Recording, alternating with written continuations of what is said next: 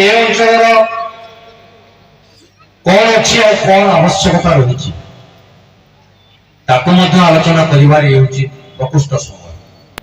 अतीतर कथा को बखाणा ये माटीर कृतित्व सन्तान मान सम्मानित करने ये मंच हूँ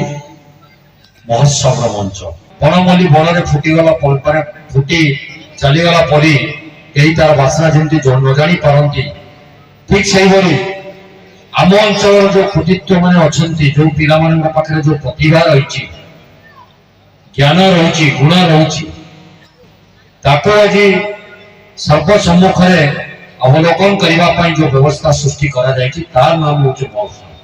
तिहिडी महोत्सव आज 10 वर्ष पदार्पण करिछि। तिहिडी माटी कला संस्कृति परंपरा रे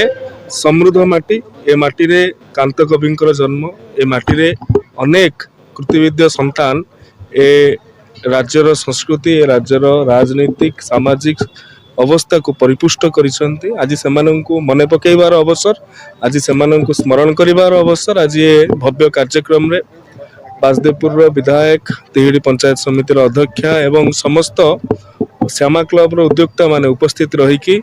एवं सबुठ बड़ कथा जो संख्यार अंचलवासी एटी जोग दौरान श्यामा क्लब को आहरी प्रोत्साहित करिवो एभली कार्यक्रम प्रत्येक वर्ष आयोजित करने समस्त को आपण माध्यम रे धन्यवाद एवं कृतज्ञता ज्ञापन करुछि।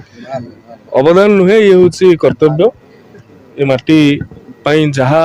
जहाँ आमको प्रदान करछि विगत दिन में ताकू प्रतिदान करिवार समय आसी जाइछि।